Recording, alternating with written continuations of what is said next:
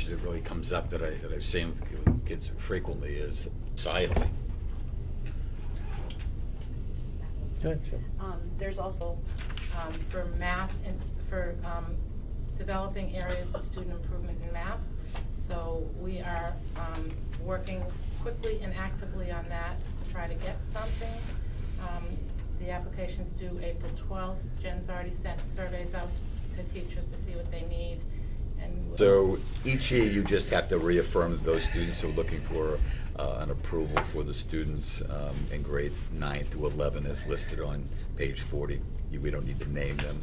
I would just say the students starting at the top from 9 to the last student on 10%, and then you'll have two. You have two that are graduating, and that would represent that 10%. Because you have two more that have already been. So we have 180 high school students now? 180, I believe. So I'd have to double check that to be sure to give you a quote, but it's based on 10%, so I would have to take a look at that to give you an exact number. I just want to make sure we don't get in trouble with Rochester. We will not. We are, again, this number is, I can take away the two that are graduating. Members don't have to be school board members. It just says 3 appointed members of the committee that are appointed by the school board. It could be 3 residents, but I think. Position. We've had a lot of corporate support come and do some training with her. She's been with us for a year at a different account. Things that we're hearing, you know, Marie has brought some items to our attention, and we're really making sure that we're doing the training and making those changes. And so are there any other questions for me? Nope. Okay. Thank you very much. Thank you very much. Thank you, Chris. Thank you. Thank you. Daughter brought down the Rochester Fair for the bus derby.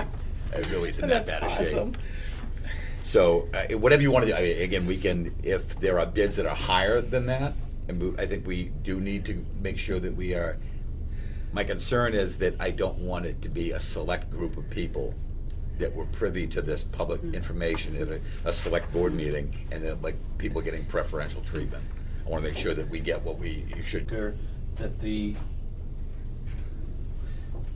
I hear, Jen, and I believe that the request has been made in the past. So somewhere along the line, there was a fumble, and somebody's got to recover the fumble. And I do want to make sure that this is addressed before the deadline.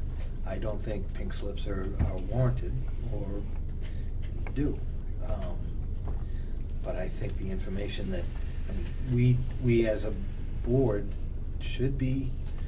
So, but keeping teachers, and I'm saying few and far between, I'm granting you that. We have some fabulous people here. I would not ever dream of wanting to give them pink slips. We're on the same page. But there are people here who do need to move on, and I'm flabbergasted that it's an issue because I've been very vocal about it. And my stand just is, I will not vote to approve this as a blank slate. I won't do it. And I think anybody who does is. The motion on the table is to approve the contracts on the Okay. floor. But part of discussion before we, and you did move and we all. Far outside of the norm of any place I've ever worked, Well, either as a teacher or as an administrator, that determines, but it will be determined, again, by the time period between the end of August and early December. I think perhaps a deadline of the second meeting in February would be reasonable. That way, you know, you're looking at March elections. Yeah. Deadline and Again, my objective from a discussion that was had in the SAU. I understand your feeling on it. I now, and that we come up with a plan for the following year so we don't get you as well. I think, at least I know on the negotiating table, all parties were very interested in improving this process. All parties were. This has not been successful, and Jen has pointed it out for an entire year. Yep. Mhm.